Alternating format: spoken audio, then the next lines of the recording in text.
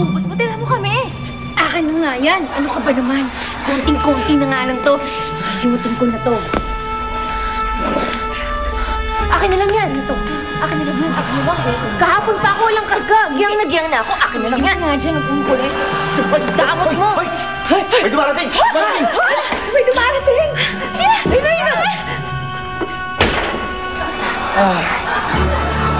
Bad news. O mga sisters, wala akong nadilihensya. Ha?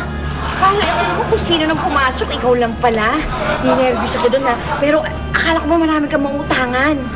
Ay nako, kasi paano ba naman yung huli kong nautangan na bisto nila ng cellphone na binenta ko sa kanila ay nakaw. Ha? Anong gagawin natin ngayon? Saan tayo kukuha ng panggastos natin sa bisyo natin? Oo nga, alam nyo, hindi ko kaya ito. Hindi ako mabubuhay ng walang makeup.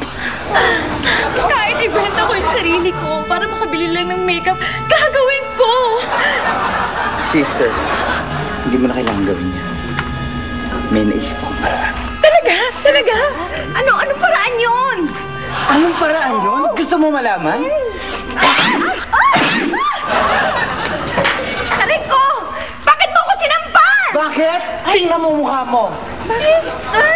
Ang wala ng pisngi mo. Para ka na may blush ko. Talaga? Hoy! Bakla ka! Oh, ano? Alam ko yung gusto mong gawin. Gusto ko rin. Dali, gawin mo sa akin. Gawin mo sa akin, dali. Talaga? Ano mo ayaw mo papahuli? Dali, ito talaga. Gusto mo. Nauna! Wow! Ang ganda-ganda ko na. Ako din! Gusto ko yung blush,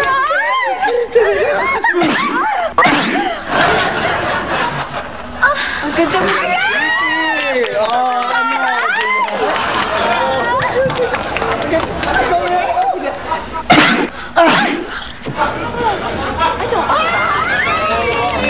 Panalo ka?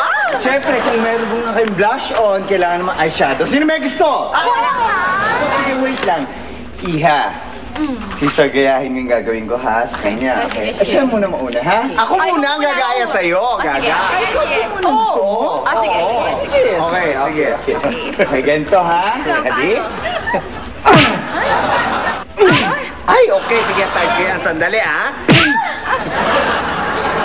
Ay, down. Di ba? Ako rin, gawin mo sa akin. Dali. Gawin ko naman kita sa kanya. Sige, go. 1, 2, 3, go!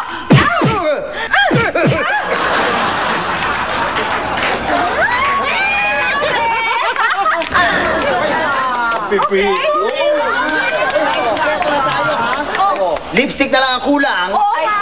Kumpleto na, lipstick na lang. Ay, ikaw talaga ayaw mo Gaya! Gusto mo lipstick? Gusto ko! Sige, halika dito. Saan?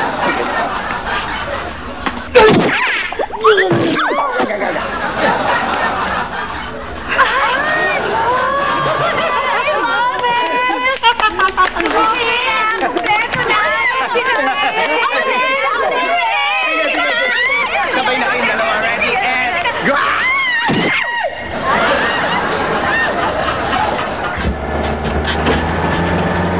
Driver, magkano mo naman yung andar mo? Hindi ako makadukot sa bulsa ko eh. Ano tinutukot mo dyan? Pumasahe? Hindi, balisong.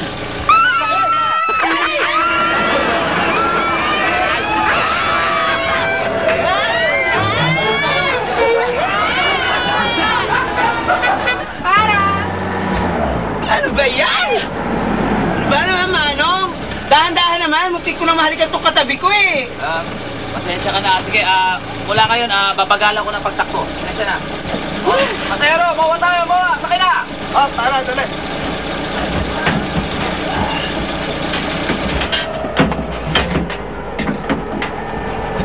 Uy, Manong, bilis-bilisan mo naman. Ang bagal-bagal mo magpaandar eh. Gusto ko lang makahalik eh. Ama! Ama, itong katabi ko namumutla na. Ayos-ayusin yung pagmamaneho nyo. Bagal-bagalan nyo naman. Ganun ba? Sige, pasensya na. Sige.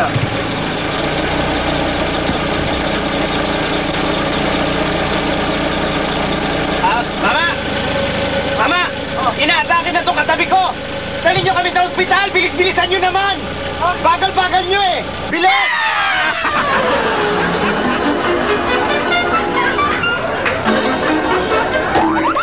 sitwasyong gusto nyong himatayin na lamang? I'm sure marami sa inyo nangyari na yan. Yung bang mga sitwasyon na gusto nyong mabura na lang sa mundong ito dahil sa sobrang kahihiyan? Sa akin, madaming beses na nangyari yan. Tulad nito. Jackie, punti ka lang dito. Kukulit ako sa'yo. Sama talaga ng ugali ng boss natin, ano? Bakit? Ano nangyari? Isipin mo yung baboy na yun, kumukubra lang ako. Alam mo kung ano sinabi? Wala akong pakialam, basta ako mayaman. Isipin mo yung baboy na yun at naisip pa niyang sabihin sa akin yun. Yung baboy na yun na maitim ang batok na negrong yun. Isipin mo, napakasama ng ugali. Mahahampas lupa daw tayong lahat. Palbasa daw tayo mahihirap. Siya mayaman. Tapos habang sinasabi pa niya yun, ito yung laway niya tumatalsik-talsik sa mukha ko. Napakabaho pa ng hininga. Hindi pa nag-toothbrush. Siguro hindi isa sa dahilan kung bakit iniwalay ng misis niya yun eh. Alam mo one time, Jackie, ito sa ating na to Alam mo one time, yung misis niya, niyaya ako para makapag-date. Tapos alam mo anong ginawa ko para makaganti dun sa baboy na yun? Alam mo kung ano sinabi ko? Alam mo ginawa ko dun sa misis? Sige, kinulit ko yun siya. Alam mo kung saan ko dinala yung misis niya? Dinala ko sa motel yung misis niya! Hi!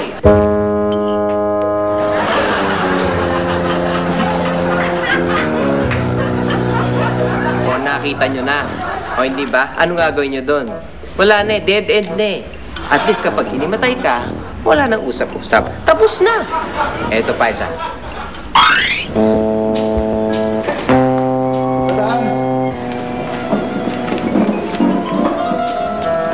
Sinabi ng padaan eh! Ano ba problema mo? Dadaan naman po ako, kaya lang po, nakaharang po yung girl. Dito po ako dadaan po. Teka. Ano ba problema mo, ha? Hinahabang mo ba ako suntukan, ha? Ako lalaban sa inyo po. Hindi ko nag-focus na po sa mga iced tea po. Ano nagbabasa? Paano ang harang eh? Hindi naman po sa mga iced tea. Hinahabang mo ba ako, ha? Sumusuntukan na lang tayo? Hindi tayo mga sinutukan po. Hindi naman po talaga ako lalaban po. Nagbabasa lang po ako ng buko. Tungkol po sa biology po yun. Wala magbasa. Pare! Bitawan mo yung kapatid ko. Kung hindi, papatayin kita! Ay, hindi po. Hindi ko siya inaayos ko lang po yung ano niya eh. Yung damit, ang ganda eh. Okay, eto naman, personal experience ko to. Dahil dito, sa sobrang kahihiyan, bay hindi lang himatayin ang gusto mong mangyari sa'yo. Talagang gusto mong mawala ng para bula. Panoorin niyo po. May nakaaway ako dati sa isang pinapasukang fast food center. Manager yun Napahiya ako sa ginawa niya. Nag-resign ako. Pero gusto ko, bago ako tuluyang umalis, kailangang makaganti muna ako. Pinuntahan ko yung kotse ng manager na nakaaway ko. Sa sobrang galit ko, binasag ko yung salamin ng kotse. Pinaghahampas ko, pati yung paligid ng kotse. Ang sarap ng pakiramdam! Maya-maya ng konti, dumating yung manager. Magtatago na sana ako. Gusto kong makita niya na ako gumawa ng sira sa kotse niya. Kaso, pumasok siya sa ibang kotse. Then, saka ko na-realize, baling kotse yung sinira ko. Bago ako makatakas, dumating yung security guard kasama nung totoong may-ari ng kotse na sinira ko. Umiiyak. Saka ko naisip, sana mawala na lang ako na parang bula.